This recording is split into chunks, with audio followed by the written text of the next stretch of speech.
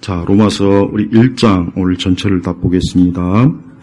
로마서는 구약은 창세기가 하나님의 그 창조성과 능력과 지혜를 나타낸다면 신약에서는 사실 로마서가 대표적으로 하나님의 구원의 능력을 나타내요. 그래서 우리는 그 성경 전체에서 루터가 말한 것처럼 로마서만 있다면 아마 다른 성경이 없다 할지라도 우리가 구원받는 데 아무 지장이 없을 것이다. 그렇게 말할 정도로 로마서는 우리 그리스도인들에게 아주 참 중요합니다. 그래서 이 말씀을 좀 체계적으로 잘 만약에 안다면 어떠한 아마 이단에도 빠지지 않을 것이고 또 성경 전체를 균형 있게 예수 그리스도 중심적으로 볼 것이고 또 구원 인도로 더해가지고 또 성도의 어떤 그 성화의 열매, 이 전반적인 거에 대해서 충분히 잘 우리의 신앙의 이 기초를 놓을 겁니다. 그래서 우리가 이제 로마서를 보게 되면 우선 첫째로 1장 1절을 보면은 바울은 이 로마서를 로마 교회에 보낸 거예요. 그래서 로마서라고 하는 거예요. 근데 바울은 아직까지는 사실 로마 교회를 방문한 적도 없고, 그리고 학자들 말에 의하면 도대체 로마 교회에 어떻게 해서 교회가 생겼는지는 정확하게는 알지 못하지만 아마도 예루살렘 교회가 핍박을 받고 나서 이제 계속해서 이 성도들이 그 핍박받은 교회에서 있을 수가 없어서 이제 여기저기 막 흩어지지 않습니까? 분명히 그런 와중에 좀 더 시간이 지나서 로마 시내까지, 로마까지 이 복음이 전해졌을 것이다. 막 그 추측을 합니다. 그게 맞을 겁니다. 당시에 바울 시대, 그러니까 로마서가 쓰여졌을 이 시대쯤에는 이미 로마가 그 지역 전체, 유럽하고 또 북아프리카 포함해가지고 전역이 로마를 중심으로 그 세계가 이제 돌아가는 거예요. 그래서 우리가 속담에 있잖아요. 모든 게 로마로 통한다. 그러니까 모든 게 로마로 들어갔다 로마에서 다 나오는 거예요. 모든 거 보면은.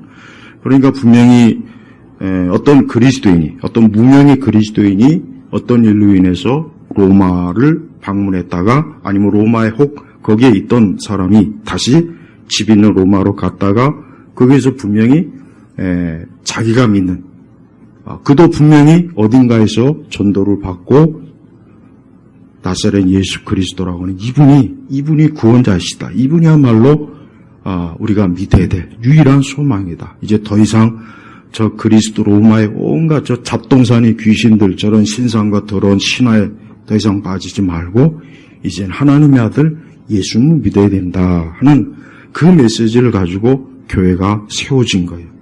근데 어느덧 시간이 지나 보니까 로마 교회가 규모가 조금 커졌던 게 분명합니다. 그러니까 그 소식을 바울도 들은 거예요. 그러니까 바울이 생각할 때 바울은 최종적으로 스페인까지 가고 싶어하는 그 열망이 있었는데 바울은 그 와중에 이제 로마를 방문하고 싶어 했는데 그 전에 자기가 먼저 가기 전에 먼저 로마 교회에 있는 그 성도들에게 먼저 대략 복음에 대해서 또 성도의 실천 신앙에 대해서 대략 편지를 띄워두는 게 좋겠다 해가지고 이 서신을 먼저 띄우는 거예요. 그리고 여기서 우리가 알아야 될 것은 이 로마 교회와 지금의 로마 가톨릭하고는 전혀 사실은 다른 겁니다. 로마 가톨릭은 나중에 4세기나 5세기쯤에 당시에 로마를 포함해서 그 서방교회 가장 중심되는 그 교회가 이제 로마 교회가 돼버린 거예요. 로마 교회가 돼버린 거라고. 그러니까 지금의 이 로마서를 받았던 교회와 로마 가톨릭은 전혀 달라요. 아주 다른 거. 왜 다르냐? 이 로마서를 처음 받았을 때 성도들은 교황이니 주교니 사제니 수녀니 이런 쓰레기 같은 성경에 전혀 근거도 없는 이상한 그런 어떻게 보면 바벨론적인 그러한 종교나 정치적으로 결합된 그런 교회가 아니라 순수하게 어때요? 복음으로 세워진 교회가 이 로마 교회. 그러니까 오늘날 로마 가톨릭이 사실은 어때요? 사칭한 거예요. 마치 신천지나 이런 여호와의 증인이나 무슨 통일교가 기독교를 사칭해서 어때요? 자기들이 정통 기독교이냐 이렇게 사칭을 하잖아요. 똑같아. 그러니까 로마 카톨릭은 바로 정통 로마 교회를 사칭을 해서 자기네들이 무슨 뭐 교황이 초대 교황이라는 둥 주교라는 둥 해가지고 자기네들만 유일한 교회다 이렇게 이제 사기를 치는데 진짜 말 그대로 이 종교 사기야. 그러니까 오늘날 가장 큰 종교 사기 집단은 어디겠습니까? 카톨릭입니다. 이건 명백해요. 아주 분명하고 명백한 거예요. 그런데 그 로마 카톨릭을 교회로 인정하거나 같은 교회로 여기거나 그들과 함께 어떤 우리 기독교의 모임을 하는 뭐 이런 뭐 예를 들면 WCC나 그다음에 WEA나 뭐 이런 잡동사니 또 세계적인 그런 기독교 모임이 있어요. 그러니까 그런 곳에 이런 로마 교회가 참여한다는 것은 그건 대단히 마치 뭐예요? 아주 맑은 생수에다가 더러운 똥 오줌물이 섞인 거나 똑같은 거예요. 그러니까 어떤 교회든지 어떤 교단이든지 로마 카톨릭과 연계된 뭐 WCC나 이런 데하고 만약에 연계됐다면 그건 부끄러운 줄 알아야 돼. 그건 마치 뭡니까? 그것은 마치 우리의 교회가 신천지하고 여호와의 증인하고 제7을 안식교 통일교하고 연합운동하는 거랑 똑같은 거예요. 왜 그거는 잘못된 줄 알면서 왜 카톨릭하고 연합하는 것은 왜 잘못된 줄 모르는지 정말 진짜 이해가 안 가요. 난 상식적으로 이해가 가요. 상식적으로. 말도 안 되거든요. 그러니까 우리가 그렇게 알아야 돼요. 그래서 자 바울은 이제 무엇보다도 바울 자신이 어떤 개인의 자격으로 이 서신을 띄우는 것이 아니라 1절에 보니까 예수님의 종 바울은 사도로 부르심을 받아 하나님의 복음을 위하여 따로 세우심을 받았다. 그래서 자, 이 서신은 결국은 예수님께서 바울 사도를 통해서 로마 교회에 있는 성도들에게 이 서신을 띄우는 거예요. 그러니까 로마 교회 성도들은 이 로마서를 바울의 개인의 사적 편지를 받아들이면 안 돼요. 그것이 아니라 뭡니까? 이것은 예수님께서 우리의 주가 되신 예수님께서 사도를 통해서 바울 사도를 통해서 우리에게 주시는 하나님의 말씀이다. 그 뜻이에요. 그러니까 바울은 자기 개인의 이름으로 이 서신을 보낸다고 그러지 않고 뭐라 했습니까? 그리스도 예수님의 종이랬죠. 그래서 바울은 철저하게 어때요? 이 말씀, 바울의 서신, 로마서도 그렇고 에베소서, 갈라디아서 모든 게 다 뭡니까? 오직 그리스도의 복음을 전하는 그 전하는 자로서의 그 자기의 역할을 드러내요. 그래서 최종적으로는 누가? 예수님이 너희들에게, 너희 로마 교회에 있는 너희 성도들에게 이 편지를 보내는 것이다 하는 거예요. 그래서 이 복음이라고 하는 것은 어느 날 갑자기 뭐 사도나 누가 밀실에 모여가지고 야 이제부터 우리가 복음을 만들어서 이 복음을 좀 전해보자. 그게 아니라 뭐였어요? 2절에 보니까 하나님께서 선지자들을 통하여 성경에 미리 약속하신 대로 여기서 말하는 이 성경이라고 하는 건 뭘 얘기하겠습니까? 구약성경을 얘기하죠. 구약 39권을 얘기하는 거예요. 아직 이때는 신약의 정경이 다 완성이 안 됐거든요. 그러니까 이 복음은 이미 구약에 있는 창세기부터, 그러니까 모세오경부터 이사야서, 예레미야 어쩌고 저쩌고 막 39권 있잖아요. 이미 거기에 다 예언한 예수님에 관한 소식을 너에게 전하는 것이다 하는 거예요. 그래서 그 핵심이 뭡니까? 3절에 보니까 그분의 아들에 관한 아들.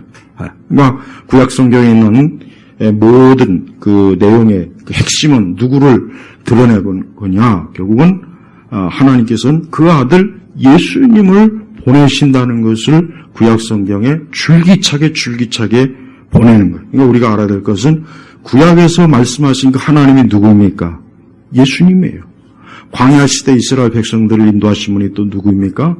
그 예수님이라고. 그러니까 이미 광야 시대 때에도 성부, 성자, 성령 삼위일체 하나님이 자기 백성 이스라엘을 어때요? 광야에서 계속 인도한 거예요. 다윗 시대에도 솔로몬의 시대에도 또 뭐 사사 시대에도 그때도 예수님이 계신 거예요. 그러니까 혹 오해하면 안 되겠죠? 예수님은 구약 시대는 없었다가 신약에서 갑자기 나타난 분이야. 누가 그렇게 가르칩니까? 여호와의 증인이 그렇게 가르치잖아요. 네. 하지만 예수님은 어때요? 창세기 1장 1절에 태초에 하나님께서 세상을 창조하셨다. 그분이 바로 누구예요? 그분이 예수님이라고. 그러니까 우리는 세상을 창조하신 하나님이 바로 누굽니까? 성부와 성자와 성령 이 삼위일체 하나님이에요. 그러면서 이 예수님에 대해서 말하고 싶은 가장 핵심이 뭐냐면 4절에 보니까 부활. 예수님에 대해서 가장 핵심적인 내용이 뭐냐? 부활이에요. 왜? 예수님은 십자가에서 죽으셨다가 그냥 단순히 순교자나 영으로 그냥 죽은 것이 아니라 뭐예요? 부활하신 분이라고요. 그러니까 우리가 예수님에 대해서 전할 때 꼭 전해야 될 메시지가 뭐겠습니까? 전도할 때. 부활의 주님. 죽은 자가 부활했다. 예수님께서 3일 만에 십자가에 죽으셨는데 그분이 3일 만에 하나님의 능력으로 부활하신 그런 하나님의 아들이시다 하는 이게 복음의 가장 중요한 거라. 그래서 그분이 바로 우리 주 예수 그리스도예요. 그러면서 7절에 보면은 성도로 부르심을 입어 로마에 있는 이들에게 편지를 쓴다 하면서 하나님 우리 아버지와 주 예수 그리스도께로부터 오는 은혜와 평강이 있을지어다 그랬어. 여기서 우리가 알아야 할 게 뭐냐면 적어도 예수님을 믿는 사람에게는 평생토록 뭐가 따라다니냐? 은혜와 평강이 따라다니는 거예요. 이게 중요한 거예요. 예수님을 안 믿는 사람에게는 평생 뭐가 따라다닙니까? 저주와 재앙이 따라다녀요. 이게 진짜 중요한 거예요. 그래서 7절에 잘 알아야 돼요. 하나님의 사랑하심을 받고 성도가 누구예요? 하나님의 사랑을 받는 거예요. 마귀와 귀신에게 예쁨을 받는 게 아니란 말이야. 무당 좋아하는 사람들은 그 귀신 좋아하는 거예요. 점치는 거 하여튼 하나님 믿지 않는 사람은 전부 다 마귀에게 사랑, 이쁨을 받는다고 그렇게 여기면 돼요. 그런 마귀로부터 이쁨 받을 필요까지는 없는데 굳이. 근데 우리는 어때요? 하나님께로부터. 그러니까 하나님께로부터 부르심을, 그러니까 사랑하심을 받으니 평생토록 당연히 하나님의 축복이 있고 은혜가 있고 평강이 있고 얼마나 좋습니까? 여러분 사람이 본성적으로 행복하길 원하고 어떻게든 자기 인생이 복되길 원하지 않습니까? 근데 그 비결이 뭐겠어요? 비결이 뭐겠어요? 그 비결을 알려고 막 사람들이 막 여기저기 지금도 막 무슨 비법이 없을까 막 여기저기 돌아다니는데 딱 한 가지예요. 하나님을 믿으면 돼요. 하나님 믿으면 돼요. 그 살아계신 하나님을 아버지로 믿으면 아주 이젠 보장된 거야. 평생 보장. 가끔 가다 보면은 무슨 평생 보장합니다. 막 광고 이런 거 띄우잖아요. 근데 그건 거짓말이에요. 그거는 그 회사가 망하면 어떻게 할 거고, 어디 가서 보장받을 거예요. 그건 다 거짓말이에요. 그러나 하나님께로부터 평생토록, 그것도 평생 넘어서 영원히 어때요? 은혜와 평강. 우리 성도들은 알아야 돼요. 절대 나는 불행한 사람이야. 난 저주받은 사람이야. 나는 태어나지 말았어야 돼. 나는 씨가 안 좋아. 우리 집은 대대로 이게 뭔가 안 좋아. 그럴 수 있어요. 근데 예수님 믿고 나면 그게 딱 끊어집니다. 예수님 믿고 나는 그 순간부터 이제 어때요? 썩은 수도관이 바뀌어서 맑은 수도관으로 딱 이어지는 거예요. 바로 그 차이예요. 엄청난 거예요. 여러분의 집에 막 녹물이 나오고 막 썩은 물이 나오는데 수도를 틀었는데 그럼 어떻게 됩니까?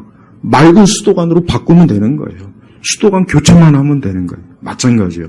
예수님 안 믿는 사람은 아무리 노력하고 아무리 공부 잘하고 좋은 학교 가고 유학 갔다고 돈 많이 벌어도 계속해서 마귀로부터 세상으로부터 이 썩은 저주의 물을 계속 공급받는 거예요. 근데 그걸 막을 도리가 없어요. 아무리 해도 이렇게 해도 안 되고 저렇게 해도 안 되고 안 되는 거예요.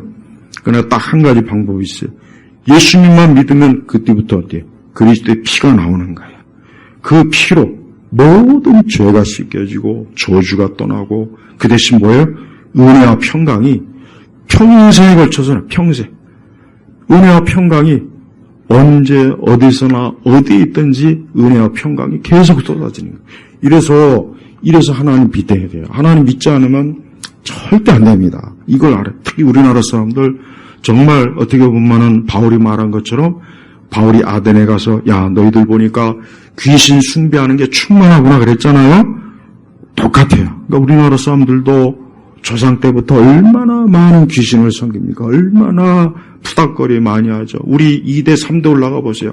다 우리 조상들 우리 조부모까지 다 가보면 지금 어디가 있습니까? 다 절에 가 있어요. 아니면 무당집 가 있던가 점집에 가 있던가 별 수 없다고요. 예수님 들어오기 이전에 우리 선조들은 다 어디가 있겠냐고요. 귀신 앞에 가서 거기서 어떻게 하면 복을 받을까, 어떻게 하면 좀 재앙을 받지 않을까, 거기서 다 목매고 있던 우리를 하나님께서 우리를 택해서 우리를 불러서 우리를 어때?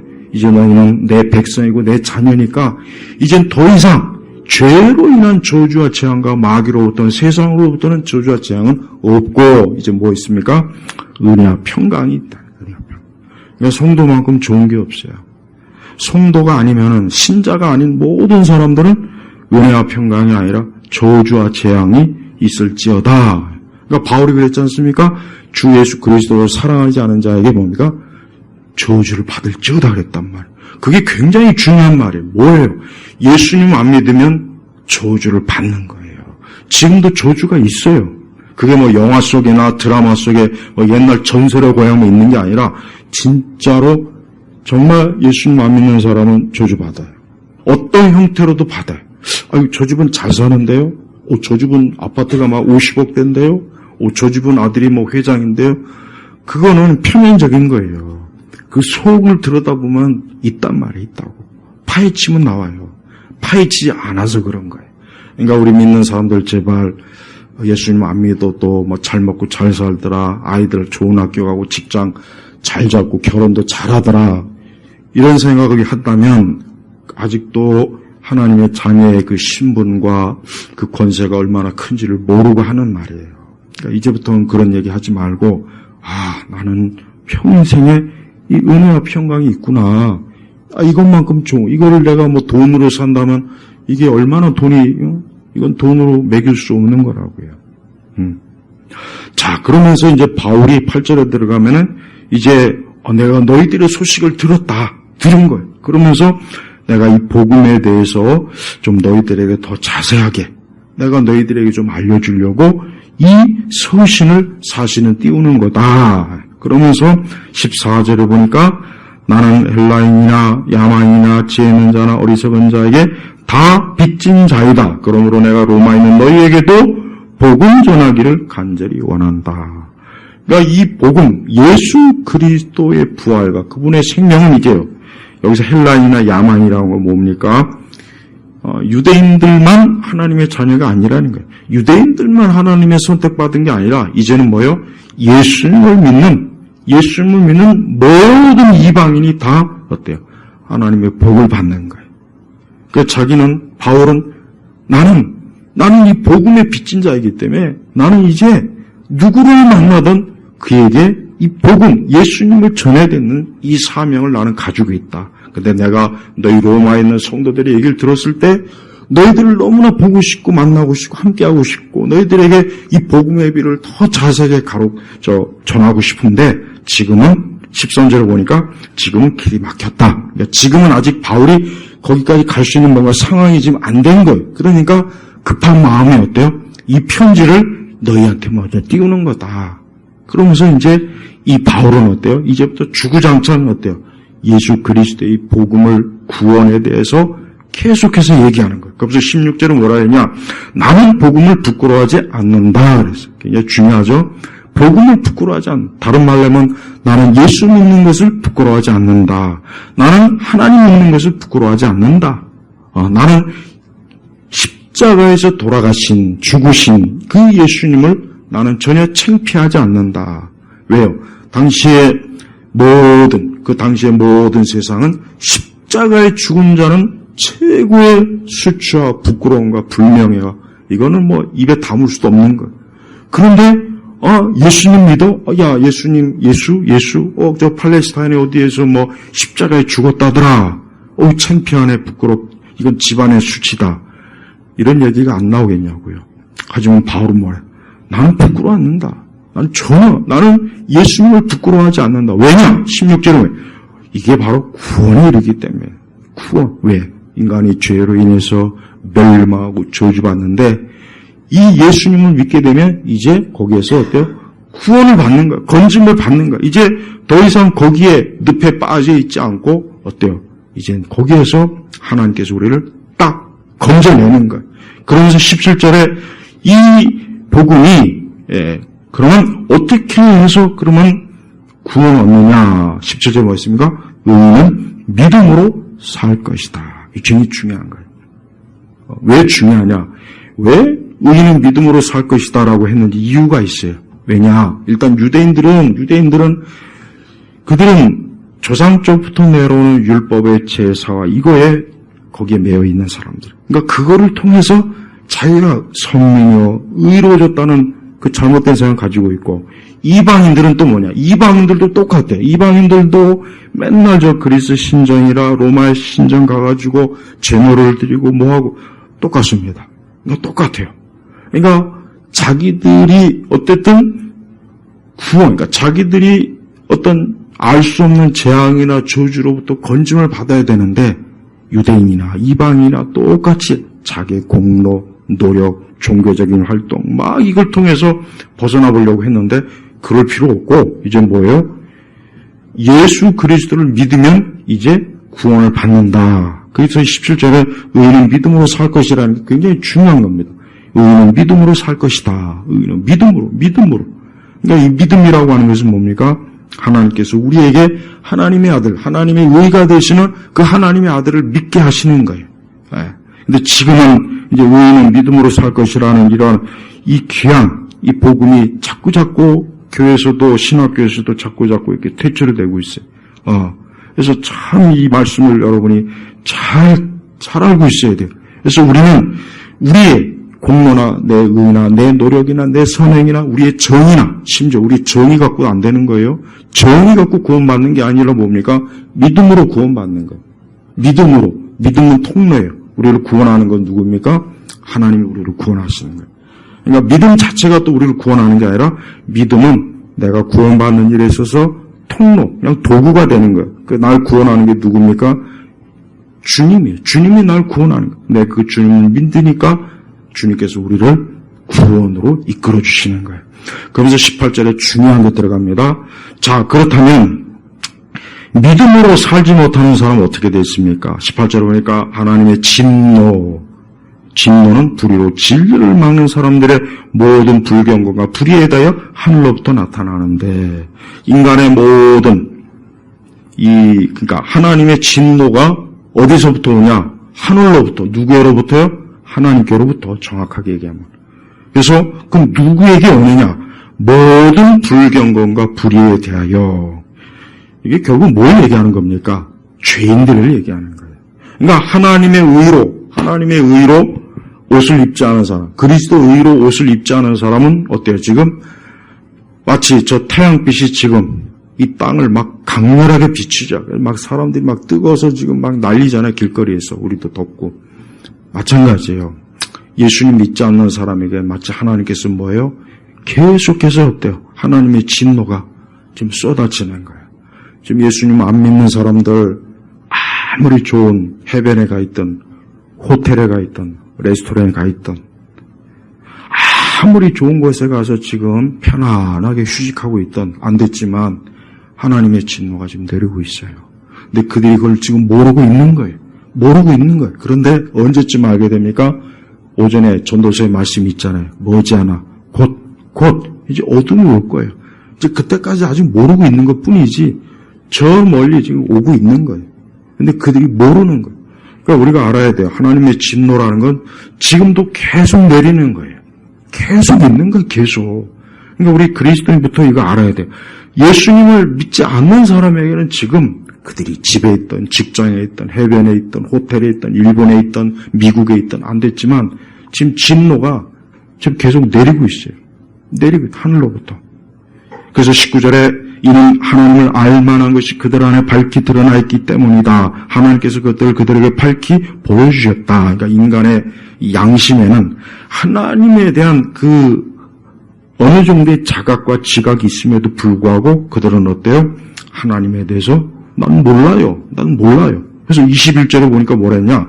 그들은 하나님을 알면서도 하나님께 영광을 돌리지 않고 감사드리지도 않았으며 오히려 생각이 허망해지고 그들의 어리석은 마음이 어두워졌다.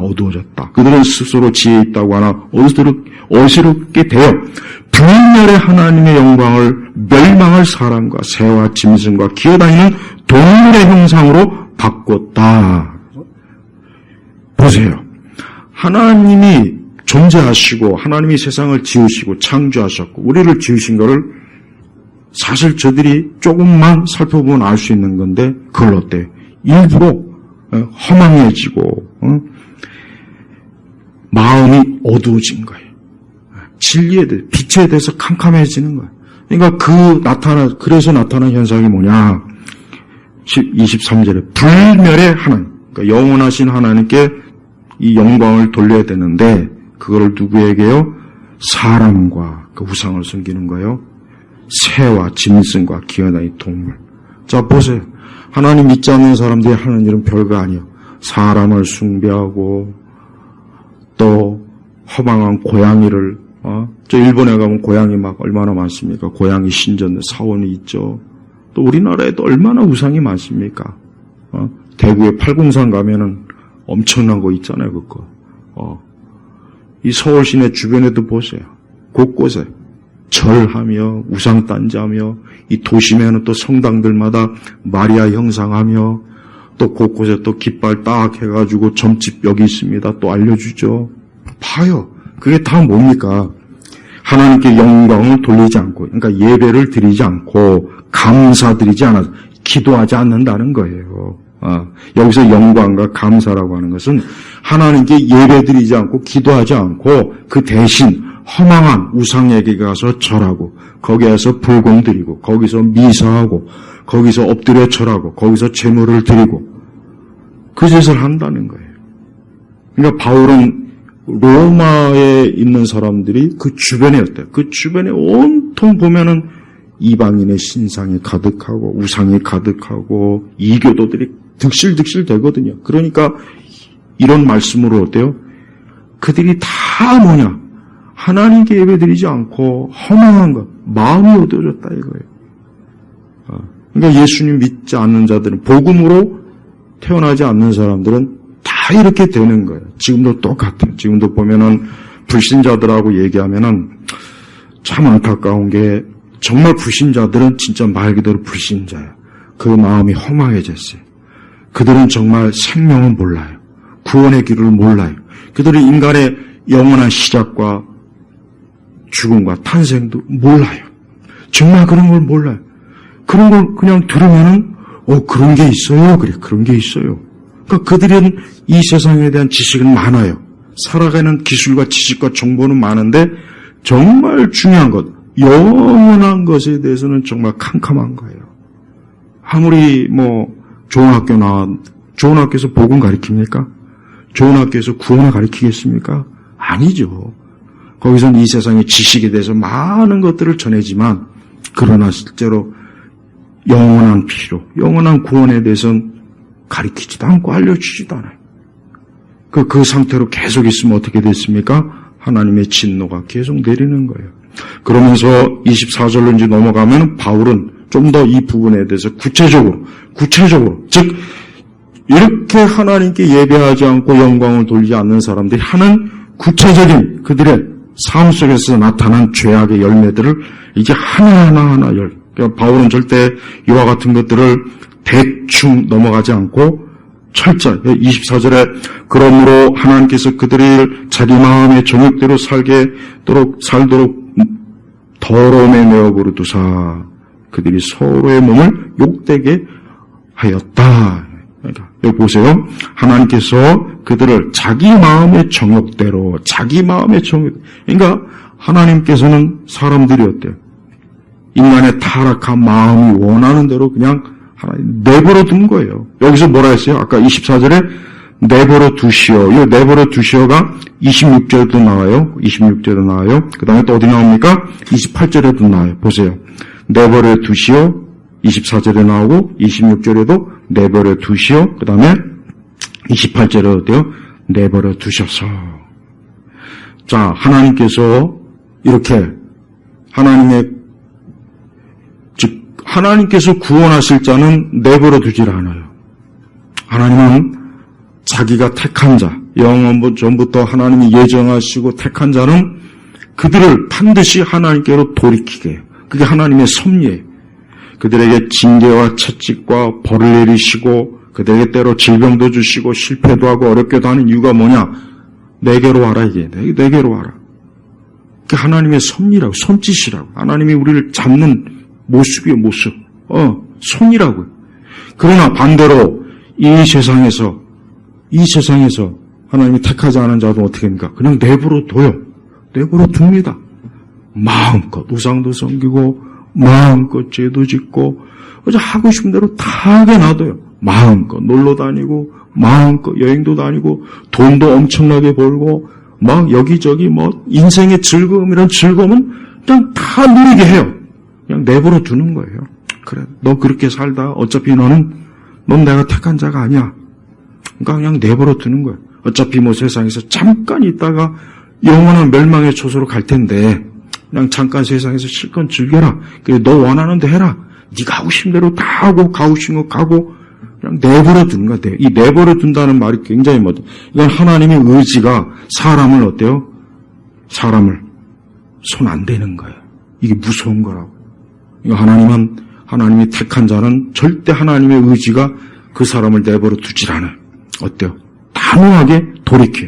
우선 바울 자신도 그랬잖아요. 바울 자신도 하나님을 몰랐고 부정했고 예수님을 미워했고 적대지했는데 하나님께서 그를 다메섹 도상에서 불렀잖아요. 내버려 뒀다면 그가 다마스쿠스에 가가지고 그리스도인들을 잡아다가 예루살렘에 끌고 와가지고 그들을 죽이고 때리고 감옥에 넣고 내버려 둔 거예요. 내버려.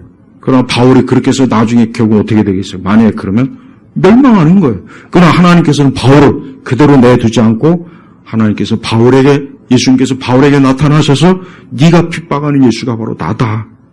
그러니까 바울을 거기서 멈춰 세운 거예요. 하나님의 의지가 바울의 의지를 꺾어버린 거라고요. 바로 요거예요. 알미니안이 왜 잘못됐느냐?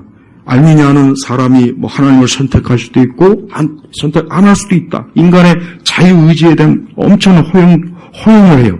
그러니까 내가 믿고 싶지 않아 안 믿는 거야. 내가 믿고 싶으면 믿는 거야. 천만에 아니라고요.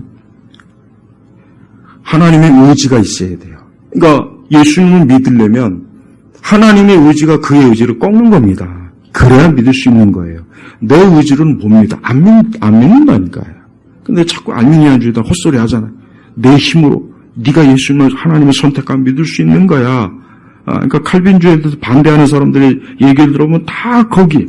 그러니까 그들은 하나님의 의지가 인간이 하나님의 의지를 이길 수 있다. 이런 식으로 얘기하는 게 결국 내가 믿기 싶으면 안 믿는 거다. 그러니까 내가 믿기 싶으면 믿는 거고 안 믿으면 안 믿는 거다. 내가 하나님을 믿으면 내가 받아들이면 믿는 거고 내가 싫으면 안 믿는 거다. 그거로만 설명한다고요. 언뜻 보면 맞는 것 같죠. 잘 생각해보면 맞는 것 같은데 그래 내가 믿고 싶으면 믿는 거지. 근데 잘못하는 거예요. 뭐냐? 하나님의 의지가 인간의 의지를 꺾어버리니까 믿을 수 있는 거지요. 근데 바울 자신이 그걸 너무나 잘 체험했거든. 알잖아요. 근데 자꾸 알미니안주의로 자꾸 가요. 아주 그건 잘못된 또 똑같은 관점으로 하나님께서 구원받는 자가 구원을 이룰 수 있다? 천만에. 왜? 하나님께서 자기 의지로 인간을 구원하셨는데 하나님께서 왜 인간의 구원을 또 취소합니까? 이게 말이 안 되는 거라고요. 그럼 하나님은 그거야말로 하나님 변덕쟁이. 이랬다 저랬다. 오늘 구원했다. 내일 구원 안 했다. 그래서 교회들마다 요즘은 이게 굉장히 많이 몇 년 전부터 제가 자꾸 얘기하잖아요. 교회들마다 장로교회들조차도 네 구원을 이룰 수 있으니까 힘써 막 구원을 막 붙잡아가는 둥, 회개해야 된다는 둥, 회개하지 않으면 멸망한다는 둥. 그게 잘못된 거예요. 왜? 구원은 하나님 편에 있는 거예요. 그러니까 하나님께서 한번 우리를 위해서 구원하시기로 작정하면 하나님은 돌이키질 않아요. 왜? 하나님은 신실하신 분이기 때문에 그게 신실하신. 하나님이 신실하지 않으면은 알미니안이 맞아요. 내 구원을 이뤘다, 놓쳤다, 이랬다, 저랬다. 내가 회개하면 구원하고 회개 안 하면 구원 안 하고 오늘 죄 지면 구원 없고 내일 또 회개하면 구원 다시 줬다 뺏었다. 오늘은 천국, 내일은 지옥. 이게 뭡니까 이게 웃기는 짓이지. 그러니까 기독교를 그런 식으로 여긴다면 그게 무슨 평안의 그 신앙과 믿음이겠어요. 그러니까 교회를 벌벌 떨면서 다니는 분이 많아요. 내 구원을 잃을까봐 예배 오는 사람이 많더라고요.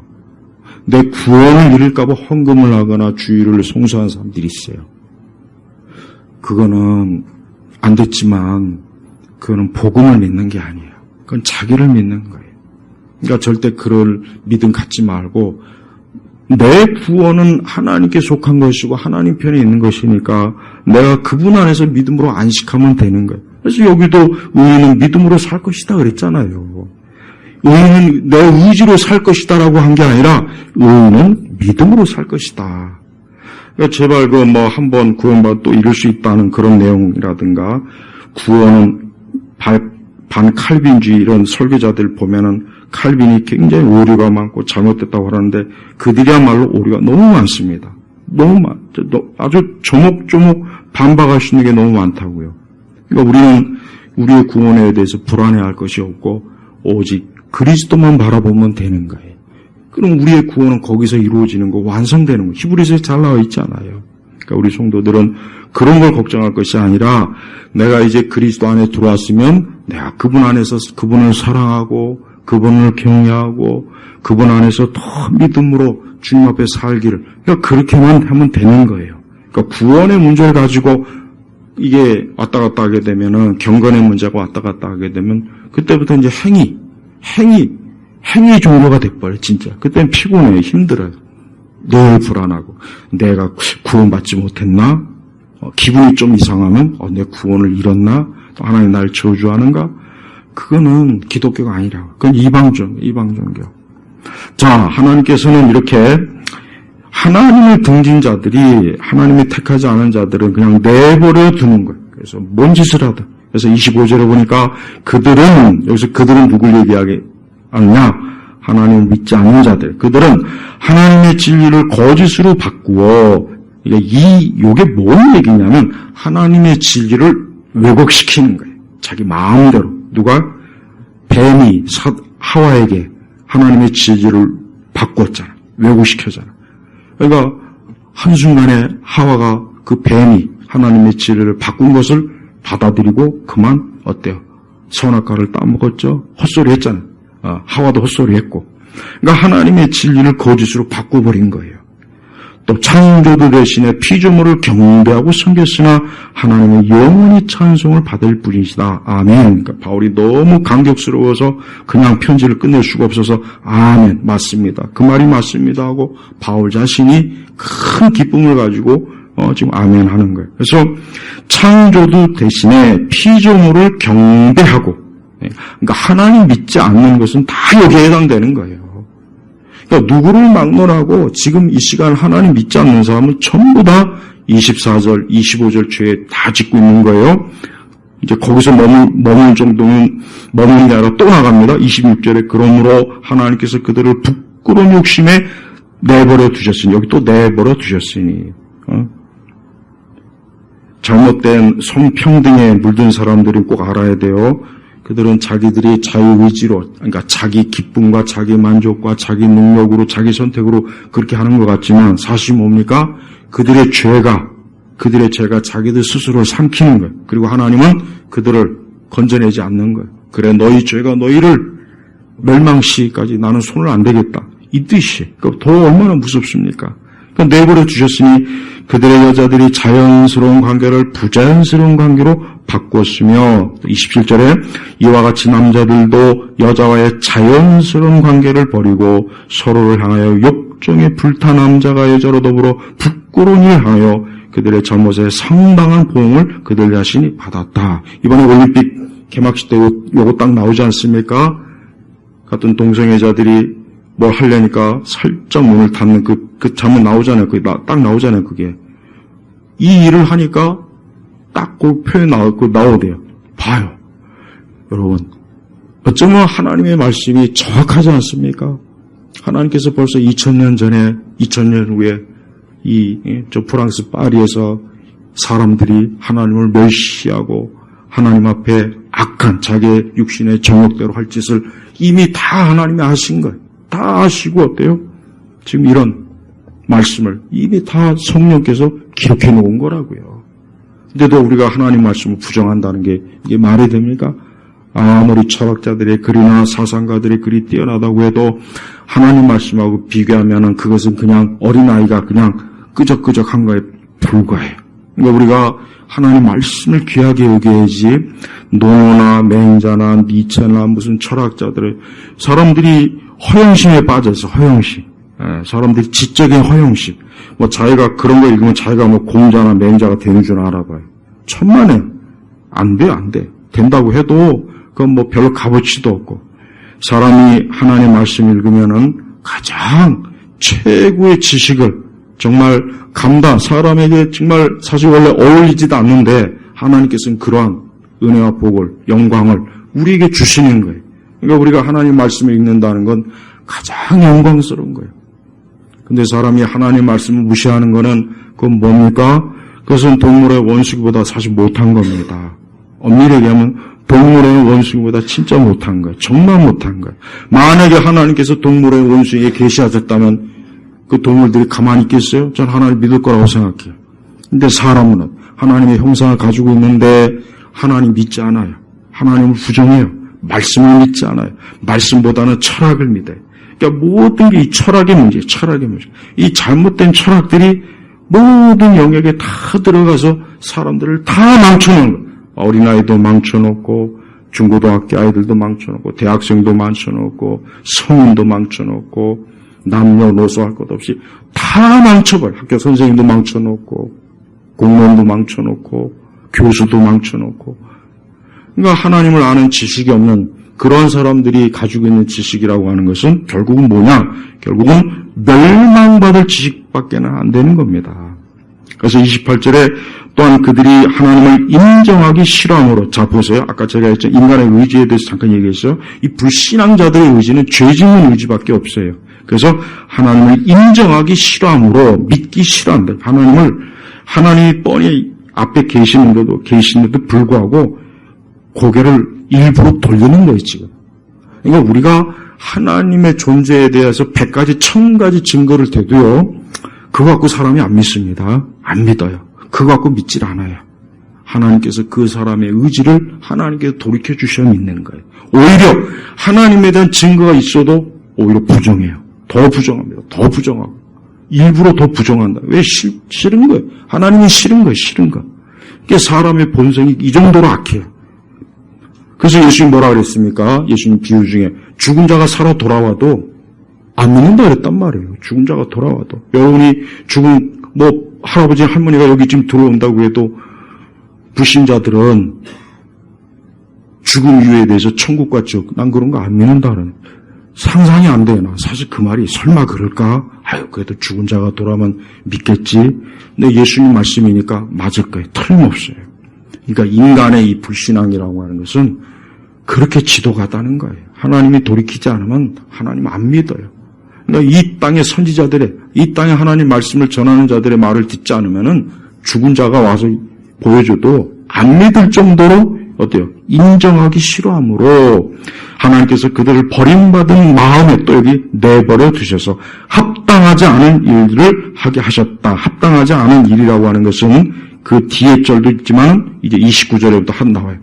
그들은 모든 불의, 추악, 탐욕, 악의로 가득 차 있으며 시기, 살인, 분쟁, 사기, 악독으로 가득 차 있다. 그들은 수군거리는 자이고 비방하는 자이며 하나님을 미워하는 자이고 무례한 자이며 교만한 자이고 자랑하는 자이며 악을 꾸미는 자이고 부모로 거룩한 자이며 우매한 자이고 신의가 없는 자이며 무정한 자이고 무자비한 자다. 지금 요 죄악들이 이게 뭘 얘기하는 거냐면 당시에 그리스 로마 사람들이 일상적으로 짓는 모든 죄를 얘기해요. 그 당시의 철학자들도 이러한 죄들에 대해서 다 지적했어요. 예. 그 당대 그리스 로마의 철학자들도 로마 사람들이 이런 죄를 짓고 있는다는 것을 다 지적을 했습니다. 하나님 믿지 않는 자들도. 하지만 바울은 어떤 관점이 얘기합니까? 그 원인이 뭐냐? 하나님을 믿지 않기 때문에 그렇다는 거예요. 그러나 철학자들은 그들에게 고상한 윤리와 철학이 없어서 로마의 황제들은 다 동성애자들이에요. 로마의 황제들은 다 동성애자. 동성이 아닌 자가 거의 없어요. 그러니까 그들이 봐요. 그렇게 권력을 얻고 고상한 척하지만 뒤에서 저지른 죄는 이런 죄를 짓고 있는 거예요. 그러니까 바울은 어떤 관점을 내느냐? 바울은 당시의 로마의 사상가나 철학자들은 굉장히 뛰어난 사람들입니다. 그 사람들이 보통 그냥 무식한 사람이 아니에요. 굉장히 인간의 본성에 대해서, 윤리에 대해서, 철학에 아주 탁월한 분석을 해놨는데, 그러나 분석은 잘했는데 문제는 그걸 어떻게 해야 될지를 몰랐어요. 그냥 어때요? 그냥 더 허망한 건 신을 더 잘 섬겨라, 우상을 더 잘 섬겨라, 뭐 그걸 한다든가, 아니면 뭐 도덕적 윤리적으로 자기를 자각해라. 아우렐리우스의 그 명상록 같은데 보세요. 엄청나게 고상한 말은 다 쏟아냈지만 그 인간도 최악의 인간이라고요. 봐요. 그러니까 이 세상도 어느 정도까지는 사람이 문제가 있고 뭔가 이상하다, 잘못됐다 말은 하지만 왜 그런지는 모르는 거예요. 그리고 해결책도 없어요. 바로 이거예요. 그렇죠? 바울은 어때요? 이게 다 뭡니까? 이게 다 하나님 믿지 않아서 그런 거다. 너희가 하나님께 죄를 졌기 때문에 이와 같은 죄들을 너희가 당연히 짓는 거다, 이거예요. 그러니까 이와 같은 죄가 절대 이상한 것이 아니라 당연한 거다, 이거 당연한 거. 지금 바울이 얘기하는 건 뭐냐면, 이러한 죄가 새삼스럽게 여기지 말고 너답다, 너희들 답다, 하나님 믿지 않는 사람들 답다라고 지금 얘기하는 거라고요. 그러니까 우리는 절대 세상의 죄를 볼 때 놀라면 안 돼요. 왜? 당연한 거예요. 하나님 믿지 않으니까 원래 그런 거라고, 원래 그런 거예요, 원래. 그러니까 그리스도인들은 세상의 죄에 대해서 놀랄 일이 없어요. 왜? 이미 성경에 다 나왔거든. 그리고 왜 그런지를 알려주자. 왜? 하나님께 범죄했기 때문에. 하나님을 떠났기 때문에. 하나님을 섬기지 않고 우상을 섬기고 돌부처를 섬기고 무당 찾아오고 점을 보고 사주팔자를 보고 운명을 보고, 나 이번에 수술할 때 손금이 지어졌더라고, 손금. 운명이 지어진 거, 운명이. 운명이 지어진 거야. 불신자들한테 얘기하면. 그런 거 아무 소용없어요. 손금 백날 좋아봐야 거지처럼 살더만. 아무 소용없다니까. 대구로 회장하고 손금하고 거지하고 거의 비슷하다고 그러더라고. 아무 소용없어요. 뭐 몇 시 몇 날 태어난 거, 그 시간에 똑같이 태어난 사람이 얼마나 많은데. 이 좁은 놈의 땅덩어리에 명당이 몇 개나 있겠어요. 수천 년 동안 명당 찾다가. 그래서 나라 꼴이 잘 됐습니까? 일본한테 먹히고. 맨날 이렇게 남북으로 쪼개져 있고. 그러니까 제발 믿지 않는 사람들이 조상묘, 뭐 내 운명, 시간이 문제다. 우리 집안에 뭔가 이게 흉한 게 있다. 이게 다 하나밖에 없어요. 하나님을 예배하지 않으니까, 우상을 섬기니까. 차에다가 그 이상한 거 걸어놓은 물 있죠? 차에다가 막 묵주를 걸어놓거나, 막 이만한 거 막 중들이 가지고 있는 뭐라 그래? 그거 걸어놓고, 그러니까 그런 것들, 그러니까 그런 거에 매여가지고, 야, 내 인생이 좀 더 나아지고, 뭐 행운이 쫓아오고, 꿈에 누구를 봤다, 뭐 오늘 기일이 안 좋다, 오늘 아침에 그릇이 깨져갖고, 오늘 하루 종일 뭔가 안 될 것 같다. 이게 여러분 사람이 똑똑한 것 같지만, 한번 거기에 매이면은 못 빠져나온다고요. 그러니까, 하나님 믿지 않는 사람들은 다 그게 종로로 타는 거야, 다. 죄 때문에. 32절에 뭐라 그랬습니까? 바울이 1장의 결론은 뭐라 그랬냐면, 그들이 이와 같은 일을 하는 자는 사형에 해당한다는 하나님의 심판을 알면서도 그런 일을 할 뿐 아니라 또한 그런 일을 하는 자들을 옳다고 한다. 이게 무서운 거예요. 이 32절이 사실 굉장히 무서운 말씀이에요. 이건 별도로도 참 많이 전할 말씀인데, 우리가 불신자들에 대해서 불신자들은 분명히 한 가지는 있어요. 그들이 아무리 하나님을 노골적으로 부인하고, 뭐, 우리 기독교에서 들으면 들은 척도 안 하고, 무시하고 웃기는 얘기라고 하지만, 그 마음 깊은 양심 속에는 하나님에 대한 두려움이 있어요. 얘기해보면 있어요. 분명히 있어요. 그래서 하나님에 대해서 좀 얘기해보면, 좀 심각하고 진지해지는 면이 있더라고. 내가 경험해보니까 있더라고요, 진짜. 다 있어요, 다. 정말이요. 난 그걸 직접적으로 경험했어요. 불신자들하고 같이 수개월 동안 있으면서 있더라니까. 그러니까 이 말씀이 진짜 맞아요. 그러니까 여러분, 불신자들이 그러면서도 계속해서 고집을 피우고 자기 멸망의 길로 가는 거 보면 아까 그랬잖아요. 구원은 하나님께서 주시는 거예요. 그런 걸 깊이 알면서도 그럼 하나님 믿어야지, 교회 나와야지 하면은 그건 싫대요. 이게 얼마나 이와 같은 일을 하는 자를 사형에 해당한다는 것을 한다는 하나님의 심판을 알면서도 그런 일을 할 뿐 아니라 또한 그를 하는 자들을 옳다고 한다. 그러니까 자기의 죄도 합리화하고 다른 사람이 짓는 죄도 같이 합리화시켜주는 거예요. 그러니까 더 나쁜 거죠. 둘 다 똑같이 나쁜 거예요. 그러니까 로마서 1장은 전반적으로 얘기해서 바울이 로마 성도들에게 복음에 대해서 다시 한번 명확하게 너희가 믿는 예수는 너희 주변에 있는 그리스나 로마나 철학자나 온갖 잡동사니 것들하고는 차원이 다르다. 그런 것들은 너희에게 구원을 주지 못한다. 너희가 계속 너희 주변에 있는 그 사람들을 봐라. 그들이 하는 게 뭐냐? 맨날 남자와 여자, 여자와 여자, 남자와 남자끼리 추잡한 짓을 하고 온갖 죄악들을 여기서 범하고 봐라. 그게 하나님이 내버려 둔 거다 이거예요. 근데 너희는 바로 그 가운데서 하나님이 건져내셨다는 거예요. 그래서 로마서 1장은 바로 이교도 문화와 이교도 사상과 종교에 철저하게 딱 놓여 있는 그 로마 교회 성도들에게 어때요?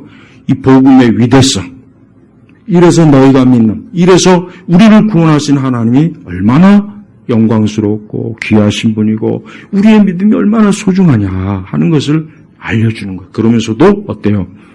하나님 믿지 않는 여러분, 이 당시에는 로마 교회라 봐야 이 서울 시내에서 딱 하나밖에 없는 거예요. 이 서울 시내에서 몇 집 안 되는 거예요.